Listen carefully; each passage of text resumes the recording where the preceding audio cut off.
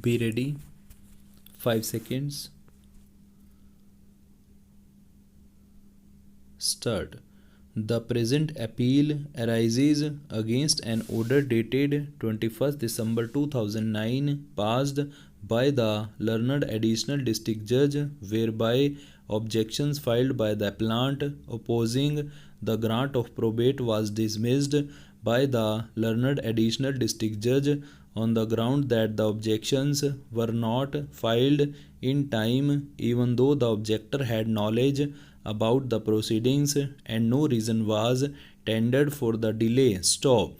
The following facts lead to the present appeal. Stop. That the appellant's father and the testator are brothers and ran a business together, and the loan they had raised against the title deeds of the said property was recalled after their business ran into heavy losses. Stop. That the appellant's father relinquished half his share in favor of the testator and also executed a relinquishment deed dated 28 December 1987 in the testator's favor. Stop.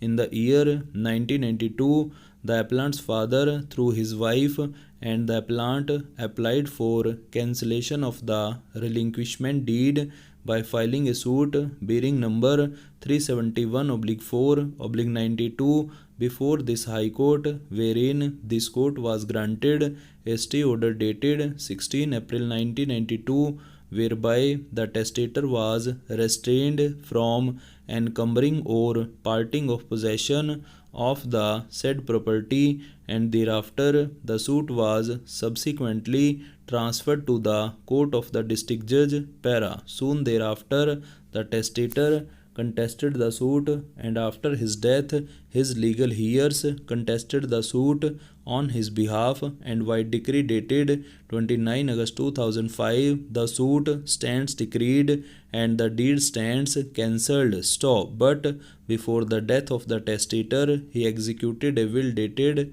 7 March 1994, whereby he bequeathed the said property to respondent number 2, and soon thereafter respondent number 2 filed a petition for grant of probate bearing number 85/96 against the will dated 7 March 1994. Stop. That it is the case of the appellant that on 28 August 2009, for the first time, he became aware of the probate case when he was called for examination and cross-examination in support of the objections filed by respondent number 3 and respondent number 4. Stop.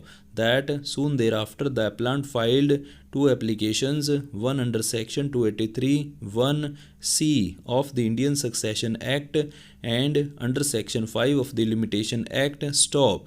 According to the appellant, even though he was cited as a witness and his affidavit was placed on record, it was only on 20 October 2009 when he was called for cross-examination that he became aware of the probate proceedings, and as per decision taken by the court on 26 November 2009, when the court closed evidence of the objectors, that the appellant decided to file caveat and sought to oppose the probate case. Stop. Para. The respondent has opposed these applications on the ground that the caveator has no interest in the property left. Stop. He was fully aware of the proceedings, inasmuch as when he was called upon to appear as witness in this case by one of the objectors, he also filed an affidavit. Stop. In the said affidavit, he has taken the stand that he is no longer interested in the property, having sold the same to third party. Stop. It is therefore stated that he is not left even with a slight interest in the property and was not entitled to obstruct the process of granting of probate, and therefore the learned additional district judge rightly dismissed his application. Stop. I have heard the submissions of both the parties. Stop. I have also gone through the written arguments placed on record. Stop.